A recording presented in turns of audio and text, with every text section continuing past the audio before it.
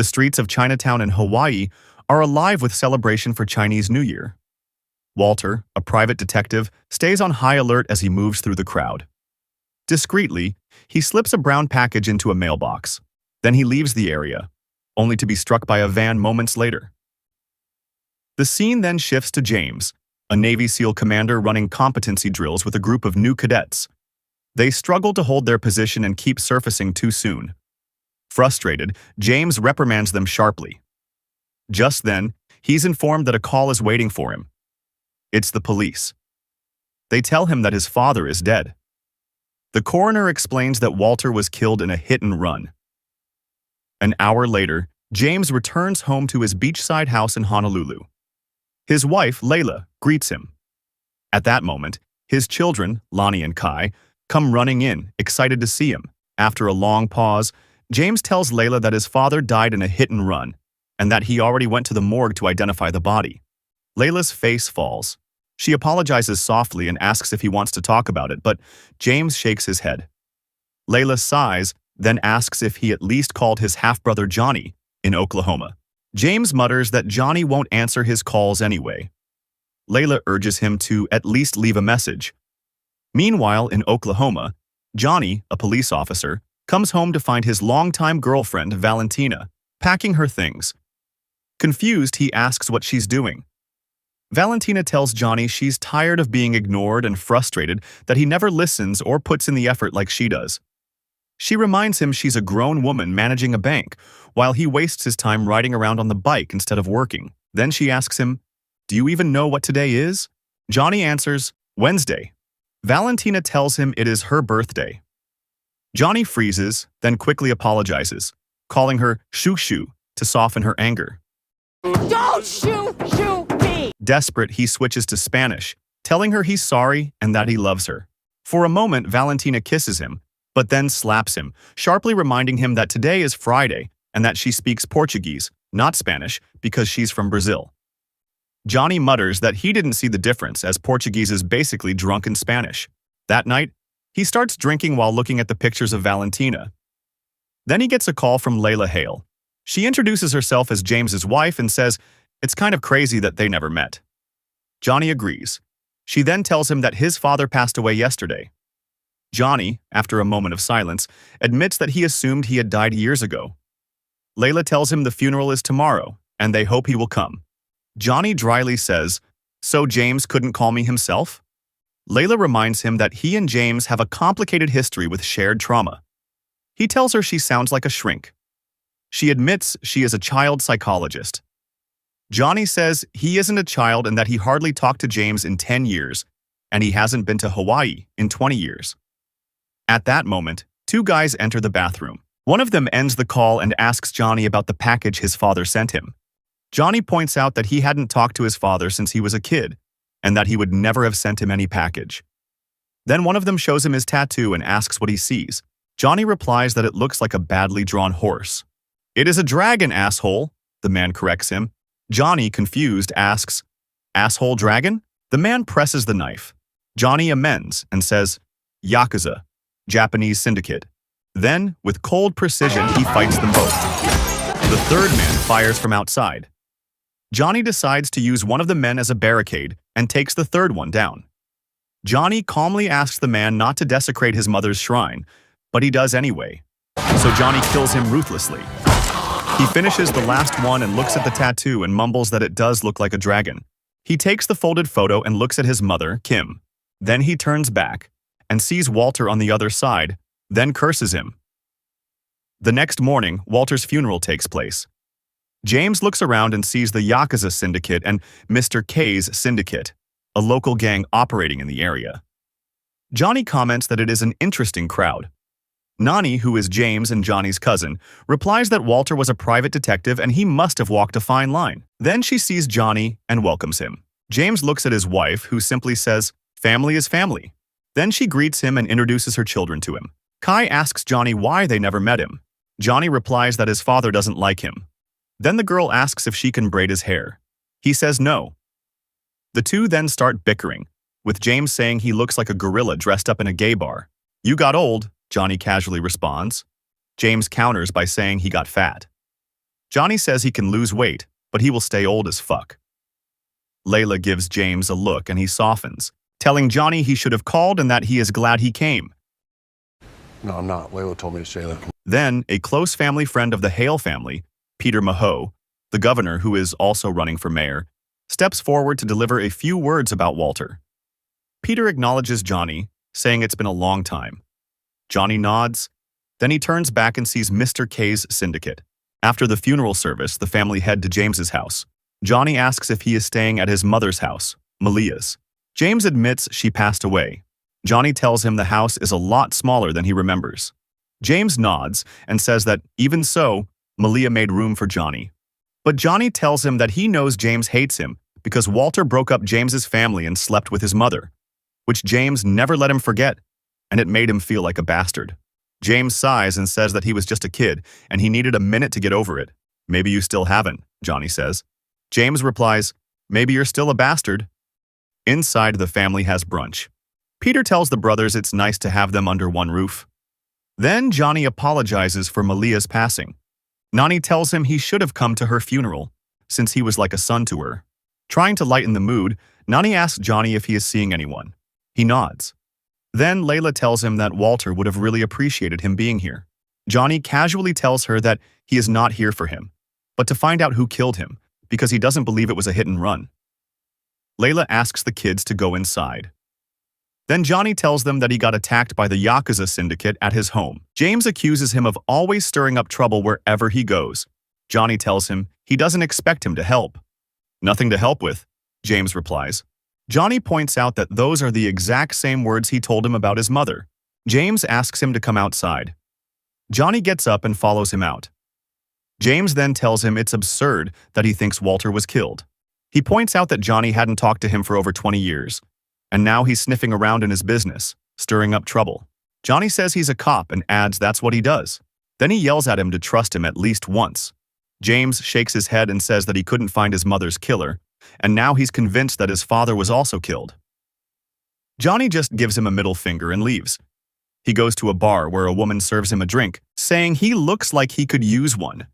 Then Alakai, one of Mr. K's syndicate men, appears and tells Jonny he didn't think he was dumb enough to come back, adding that Mr. K wants to see him.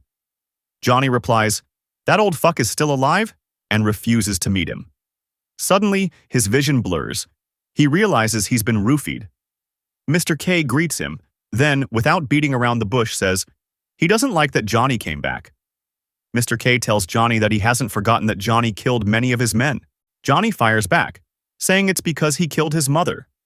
Mr. K says maybe he did, or maybe he didn't. Still, he tells Jonny he doesn't belong here. Jonny points out that it's his home. Not anymore, Mr. K replies. Then he brandishes his initials on his neck and orders him to leave Hawaii in 7 days, or he'll take a long swim in the ocean. Then they dump him on the beach. Meanwhile, James meets with Detective Rennert, who is handling Walter's case. Rennert offers his condolences for Walter's passing. For your loss, truly. Thank you. Then James asks if he can take a look at the police report, but Rennert simply tells him he won't find any useful information in there because there are no witnesses, and no one here talks to the cops over in Kalihi, where Walter died. Traffic cam? James asks. There was one, Rennert says, but it wasn't working at the time. Pretty convenient, James adds, but Rennert tells him that due to budget cuts, they stopped fixing those things. James points out that Walter was a private detective with ties to the criminal underworld, was killed in a dead zone, and asks why no one thinks it is suspicious. Rennert tells him they believe it's a hit-and-run case. James asks for Walter's personal effects. Rennert instructs him to collect them at the front desk. James returns to his car and tears open the package. He finds Walter's keychain and his wallet. Then he takes out a receipt, and on the back there are some words and numbers written on it. Meanwhile, Jonny goes to Walter's small apartment to find any evidence that would prove he was murdered. He notices the apartment has been torn apart, as if someone was searching for something. He finds a gun. Then he hears footsteps and hides. The person enters and starts rummaging through the drawer. Jonny steps out and the man runs away. He gives chase and eventually catches him and punches him in the nose. The man cries out, asking for help. Nobody help me! It's all right, I'm a cop. James demands to know who he is and why he's trying to rob Walter's apartment. The man protests, saying Walter was like a father to him. Jonny counters that Walter wasn't a father to anyone. The man asks, "How would you know?" Jonny admits he is Walter's son. The man's face lights up. "You're Jonny." The man then reveals he worked for Walter, hacking emails, tapping phones, and taking compromising photos for blackmail. When Jonny asks who would want Walter dead, he replies, "A lot of people. After all, he was a private detective." Jonny asks him what the last job Walter had him do was. The man says it was getting a job with Nui Loa, a high-end catering company. Jonny is confused about why Walter would ask him to get a job there. Then he asks for his name. The man replies, "Pika." Jonny tells Pika he will be working for him from now on, then rotates his nose to fix the bone. On the other side of Hawaii, James reaches the spot where Walter was killed. He looks around and finds a CCTV camera in front of a strip club. He goes inside and asks the employee to take a look at their security footage. He places some money on the table. The employee calls his boss. James puts down extra cash and asks if he can see the footage from a couple nights ago. They refuse, so he beats them up. Back with Jonny, Pika complains that twisting his nose didn't help. Jonny tells him to drink some beer. Then he notices a surfboard and asks Pika if Walter ever surfed. Pika shakes his head and says, "Walter had a bad knee." Jonny points out that the fins are installed wrong. As he adjusts them, something slips loose and drops to the floor. He picks it up and realizes it is a site plan with a government seal on it. He immediately calls his cousin, since she is an assistant to the governor. Jonny tells her he found a site plan with a government seal hidden inside a surfboard in Walter's apartment, but admits he has no idea what it's for. Nani tells him she can access the government database once she gets back to the office. She asks Jonny to text her the 8-digit file number printed on the plan. Just as Pika gets up to head to the hospital, James bursts in with his gun drawn. He looks at Pika and asks who he is. Jonny replies that Pika was Walter's assistant and asks James what he's doing here. "Same thing as you," James answers. Then he pulls out a flash drive and shows them footage of a blue van slamming into Walter and speeding off without stopping. The van also doesn't have a plate.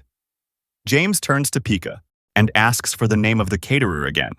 "Nui Loa," Pika answers. "And who is he?" James asks. Jonny quickly fills him in and asks Pika for a list of every event they've catered in the past 2 weeks, and to keep an eye out for anything coming up soon.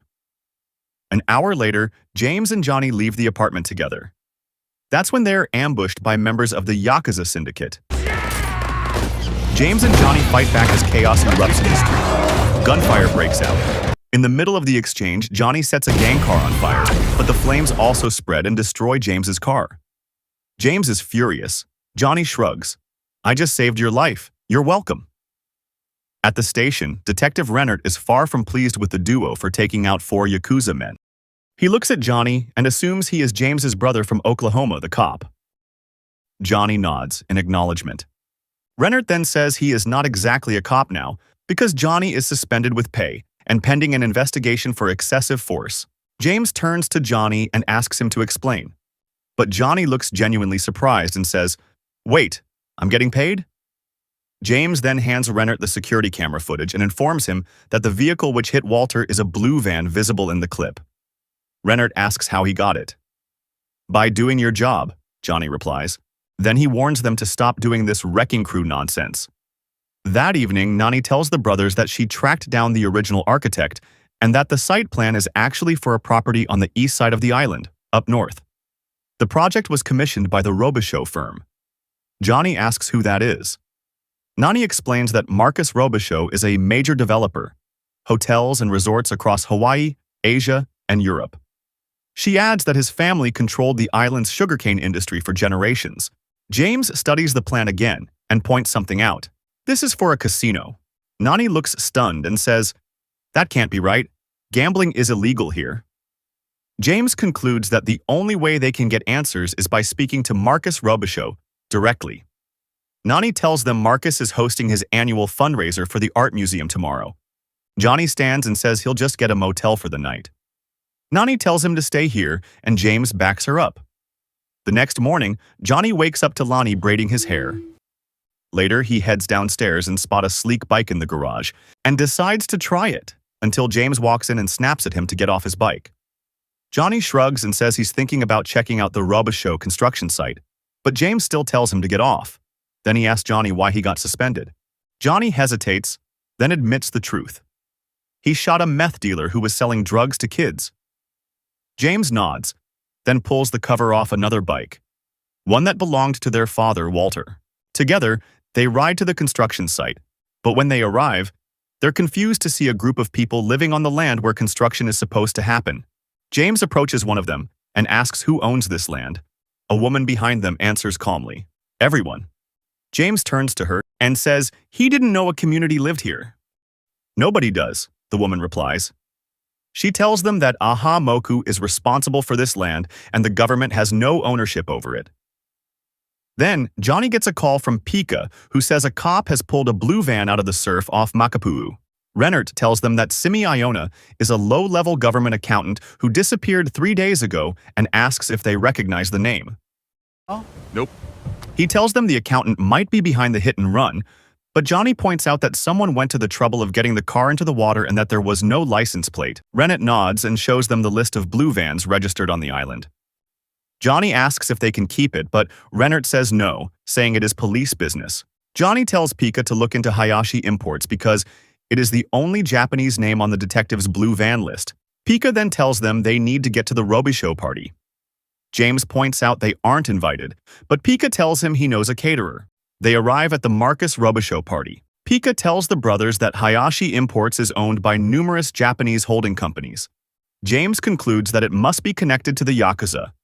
He tells the brothers to split up to avoid drawing any suspicion. Jonny spots a woman, then agrees that Pika is right and goes after her. He starts flirting with the woman.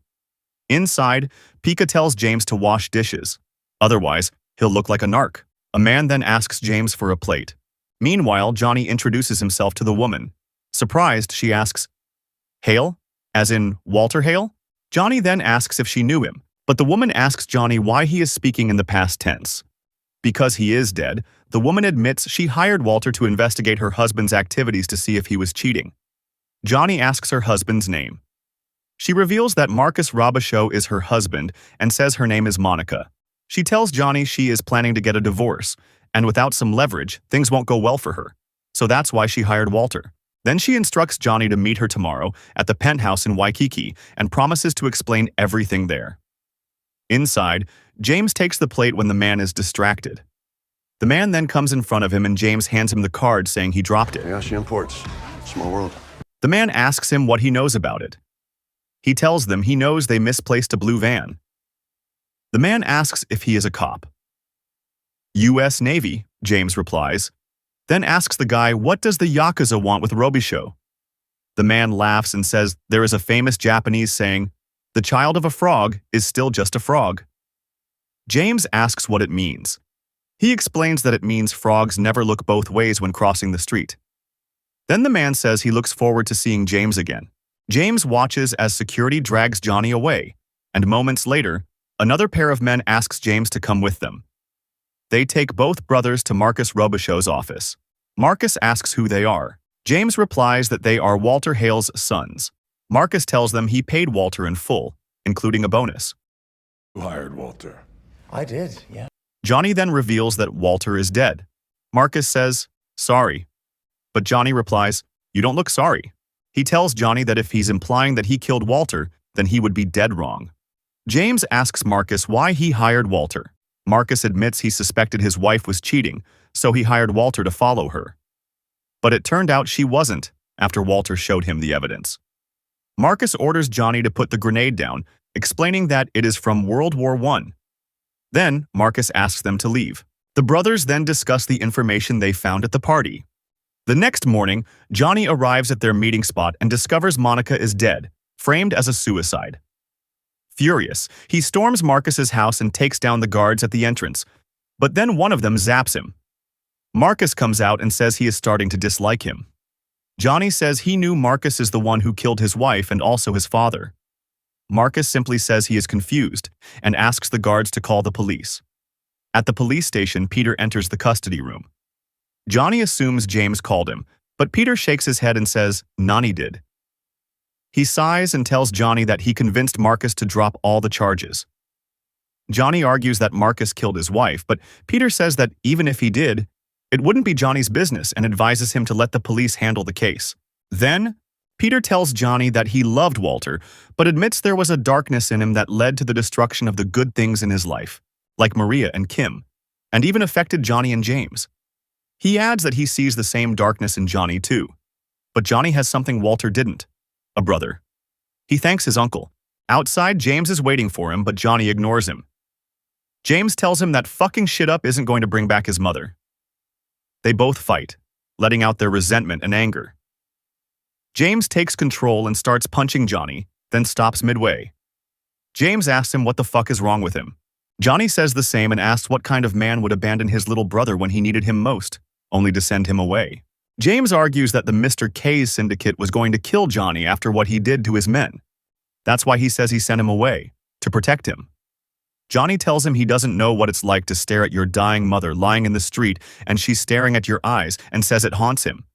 Jonny hoarsely says he couldn't protect her and he only had James, and James didn't help him. James apologizes to Jonny, saying that he shouldn't have given up on him. Then he asks why Jonny is chasing after Walter's killer when Walter wasn't a father to him. Jonny says he couldn't find his mother's killer, but at least he wants to find who killed his father, saying someone has to give them justice. They got me too, James adds, and says Jonny does too. At home, Layla scolds them. Jonny tells her that James started it. She looks at James and reminds him that he's supposed to be the adult here.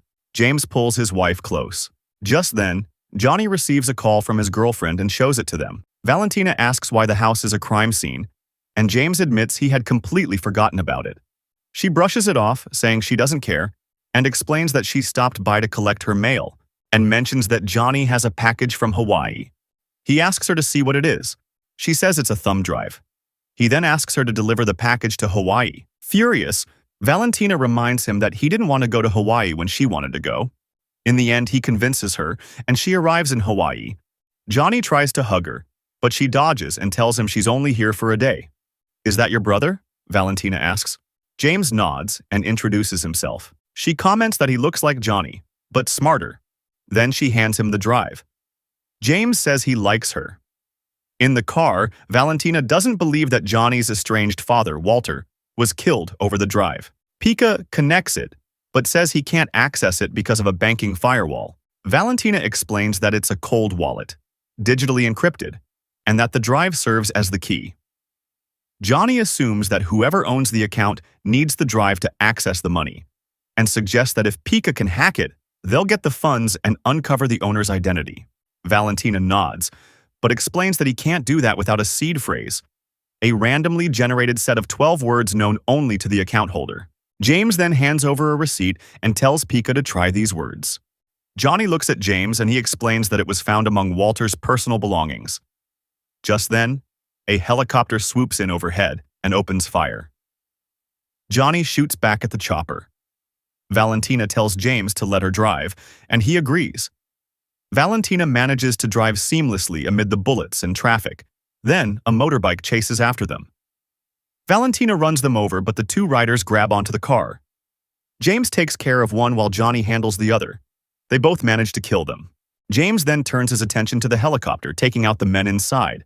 The chopper spirals out of control and veers toward them, but Valentina narrowly steers them to safety. James is worried since he damaged his wife's car. It's not that bad, bro. Pika informs them he got in. Valentina takes a look and says, $12 million have been going into the same account for 3 years. The money went through several offshore accounts and she finally manages to see who it went to. It's Peter Mahoe. She asks if they know him. Pika tells her he is the governor. Jonny and James finally put the pieces together. Robichaux needed someone to legalize gambling so he can build a casino on Hawaiian homeland. For $12 million, he buys himself a governor and then brings in the Yakuza for extra muscle. But Walter was digging for dirt on Marcus because Monica Robichaux hired him, and he stumbled upon Robichaux's plan. So Walter found Simi Iona to download all those dirty transactions, maybe to blackmail or whistleblow. Either way, he gave Peter the drive. James says Peter must have figured it out, so he called Robichaux, and Robichaux called the Yakuza, who tortured the accountant until he gave up Walter's name. They return to the house. James calls his wife, but her phone rings inside. Alarmed, he searches the rooms and finds the children hiding in the bathroom, terrified. Kai tells him that some men took their mother. James hands the kids over to Valentina. Moments later, Jonny receives a video call from Marcus. Marcus reveals that he has Layla and Nani and demands the drive in exchange for the girls' lives. James then takes Jonny to a secret weapons room. He tells him to stock up the bag. They begin picking out guns. That night, they reach Marcus's place, and the duo take out the guards with cold, ruthless precision. They make it to the front door and eliminate the remaining security. James shoots at one of the men inside, but the glass appears bulletproof. He takes him down anyway. Suddenly, the power goes out. Marcus assumes the boys have arrived and orders one of his men to check. The man sees the wires have been cut, then spots all the dead bodies. Before he tries to warn Marcus, Jonny kills him and casually greets Marcus, saying he'll see him in a second. Marcus orders the Yakuza to handle the situation. The gang members step outside, only to be ruthlessly taken down by James, who takes them down with lethal efficiency. The two of them reach the basement and free the girls. Nani tells them that Marcus ran outside. James escorts the girls out, but Layla urges him to go back and fight alongside Jonny. He returns and is immediately attacked by one of the Yakuza gang members. A brutal fight erupts. Meanwhile, Jonny stops Marcus from escaping, and the two engage in a fierce one-on-one battle. Inside, James manages to kill the man, but Jonny is badly beaten by Marcus. Marcus grabs the gun and admits to killing Walter, sneering that Jonny is nothing. He raises the gun to finish him. Then, Jonny pulls out the grenade he swiped earlier. It detonates. At that moment, James rushes to save his brother, diving into the water and pulling him to safety. Eventually, Peter Mahoe is arrested. The family finally enjoys time on the beach. Jonny begins to let go of his anger for not saving his mother and comes to terms with it. Then, Mr. K arrives and comments that Jonny is still on the island. "It's my island too," Jonny says. Mr. K nods. "Everything's cool now," he says. He praises them for stopping the gambling scheme before it could happen and admits he already knew about it but chose not to intervene, refusing to start a war with Yakuza. "So you let us fight them?" Jonny asks. Mr. K nods. He then gives Jonny the name of the man who killed his mother, clarifying that he isn't part of his syndicate. He shows the name to James. He tells Jonny that whatever he decides to do, he has his back. Jonny admits he had imagined that one day he would talk with Walter, maybe even finding a way to forgive him. James suggests that Walter may have sent the flash drive to get him back home. "12 million, James mutters. "12 million to buy back our childhood," Jonny replies.